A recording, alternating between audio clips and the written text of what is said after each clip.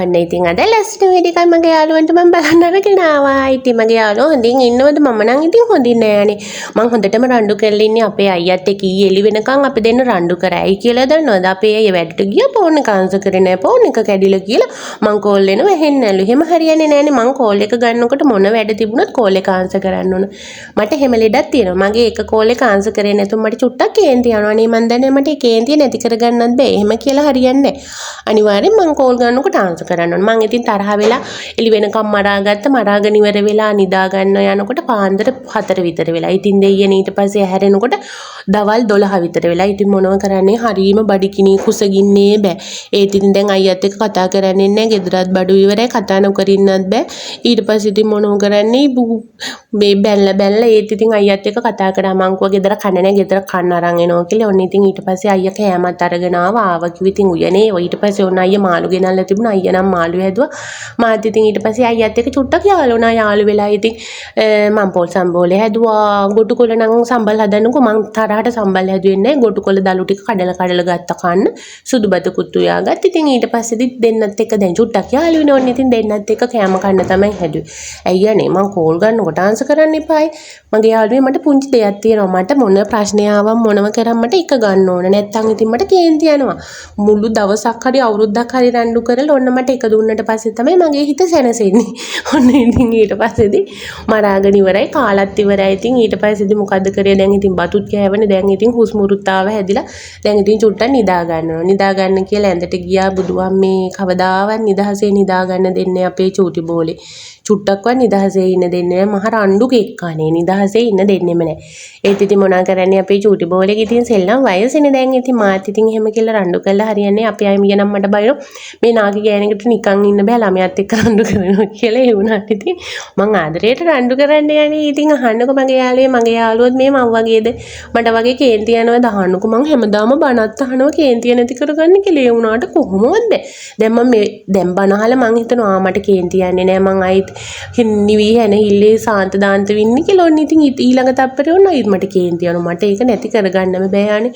අනේ මන් දන්නේ කොහොම නැති කරගන්නද කියලා මට තේරෙන්නේ නැහැ. ඉතින් මගේ යාළුවා පුළුවන් නම් මට කමෙන්ට් එකක් දාගෙන යන්නකො කේන්තිය නැති කරගන්න ක්‍රමයක්.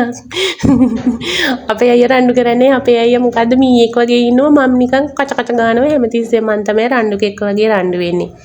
ඒත් ඉතින් මේ අපේ අයියා මට අර බනින්න නැති නිසා හොඳයි. නැත්තම් ඉතින් අර අපි දෙන්නම අර මොකද්ද මේ අපි දෙන්නම මනුස්ස ගණේ නිසා හොඳයි. රාක්ෂස ගණේ වගේ වුණා නම් දෙන්නම යක්ෂයෝ වගේ කච ගන්නවා. ළමයාත් යක්ෂ පැටියෙක් වෙනවා. එතකොට අපේ පෞල් ජීවිතේ මාරු තකට තමයි රණ්ඩු වෙවි තමයි ඉන්න වෙන්නේ. රණ්ඩුටත් ඉතින් ඊළඟ තප්පරේ හොඳයි. අපි අර රණ්ඩු වුණාට අර මහා හයියෙන් ගහගෙන මරාගෙන කොටාගෙන එහෙම නෙවෙයි. ඒ වුණාට ඉතින් අපි දෙන්න රණ්ඩු වෙනව නැත්තේ නැහැ. ඉතින් රණ්ඩු වෙන්නේ නැතුවත් බෑනේ. අන්න ඉතින් අපේ අයියා මට දවසක් කිව්වා මේ ඉඳලා හිටලා හරි රණ්ඩු වෙන්න ඕන සුදු නැත්තම් මිනිස්සුන්ගේ ඇස් වහ කට වහ වදිනවා කියලා. ඇත්තට මේක අපේ ගමේ සිද්ධ වෙලා තියෙනවා. ඒ ගෙදර රණ්ඩු වෙන්න ඒ ආච්චි සීයයි හරිය හොඳයි. ඉතින් මිනිස්සුන්ට මාර පෙහෙලිකාව. දවසක් ඒ ආච්චි අම්මයි සීයයි රණ්ඩු වෙනවලු බොරුවට. ඉතින් මිනිස්සු හිතනවලු ඔන්න ඉතින් දෙයියනේ ඒ දෙන්න රණ්ඩු වෙන්නේ අද නම් ඔන්න රණ්ඩු වෙනවා කියලා. මිනිස්සුන්ට ඉතින් නිකන් හරිය නිකන් අර මැජික් වගේ. ඉතින් එහෙම දුෂ්ට මිනිස්සුත් ඉන්නවා. ඉතින් ගෙවල් වල රණ්ඩු වෙනකම් බලාගෙන ඉන්න අය. ඔන්න ඉතින් ඊට පස්සේ ඉතින් අපි නිදාගෙන සැපට නිදාගත්තා. ඊට පස්සේ ඉතින් පුංචි ගමනක් යන්න ඕන කිව්වා. ඉතින් අයියේ එක්කයි යන්නම්කෝ. මං කොච්චර බැන්නත් ඉතින් මං එක්කයි යනවා ලෑස්ති වුණා. පුංචි රෝන්දයක් යන්න ලෑස්ති වෙලා ඊට පස්සේ ඉතින් අපි තේක කුද්වීම ඉතින් තේ බොන වීඩියෝ නම් ගත්තේ නැහැ. ලොකු දෙයක් තිබුණ නැහැ. නිකන් කාට වීදුරුවක් විතරයි බිව්වේ. ඊට පස්සේ ඉතින් අපි කටේ යනකොට ඔය බලන්න ගන්නේ හරක් පැටව ටික පාරින්න චූටි ළමයි ටිකක් ඒ ළමයි ටික ගල් ගැහුවා. හරක් ටික බයේ මේ දුවනවා. රචින්නත් පත්තු කර ඒ බයටද කොහෙද දුවනවා මාර විදිහට කිලෝමීටරයක් විතර දුර දිවුවා. මට ඉතින් පව් කියලා හිතන එහෙම කරන්න හොඳ නැහැනේ. චූටි සතුන් එයාලා ඉතින් චුට්ටක් නැත්තම් එයාලා බය වෙනවනේ. ඉතින් නේද කතා කරන්න තේරෙන්නේ නැහැ මොකුත්ම නැහැ. ඉතින් අපි මේ ආවේ ලස්සන පාක් එකකට. ඉතින් මගේ යාළුවා මෙතනට ඇවිල්ලා තියෙනවා නම් දන්නව ඇති මේ කොහෙද කියලා. පුළුවන් නම් කමෙන්ට් එකක් දාන්න. හොඳේ මං කියන්නේ නැහැ මේ කොහෙද කියලා. ඔන්න ඉතින් කොච්චර තරහ වුණත් ඉතින් දැන් ඇවිදින්න යනවා කියද්දි ඉතින් මම යාළු වෙනවා. ඊට පස්සේ ඉතින් අපි දෙන්නත් එක්ක ආවේත් මම මෙතනට ආවේ චුට්ටක් අකමැත්තෙන් අපි චූටි බෝල් එක්කන් ආවා. මෙතනින් එක්ගෙන යන්න බෑ බොරු කියන්න ඕනේ නෑනේ. බුදු අම්මේ මේ හතර වටේම දුවනවා. සෙල්ලම් කරන්න හැම එකම කරන්න ඕනේ. ඒත් ඉතින් මට පස්සෙන් දුවන්න බෑ. මං අයියට කොයට ඕන ළමයිගේ පස්සෙන් දුවන්න මම පැත්තකට වෙලා ඉතින් අර මොකද්ද හරක වගේ හරක නෙමෙයි මොකද්ද අලි තඩිය වගේ වාඩි වෙලා හිටියා. බතල් ගෙඩිය වගේ දැම්මට හරිම මහන්සි. ඊට පස්සේ ඉතින් අයියා යනා කරන සෙල්ලම් කරන්නේ ඔක්කොම ටික මං ඉතින් වීඩියෝ කර කර ඉතින් ඕපදූප බල බල හිටියේ. චූටි බෝලි චුට්ටා මෙතන සෙල්ලම් කරවම කරකැවෙන්න බයයි මේ කෑ ගන්න මෙතන බෑ කියලා. මං ඉතින් පැත්තකට වෙලා වාඩි වෙලා බලාගෙන හිටියේ වීඩියෝ කර කර. ඉතින් මට වෙන කරන්න දෙයක්වත් නැහැ. ෆෝන් එකෙත් බල බල වීඩියෝ බල බල අයියමට බනිනවා.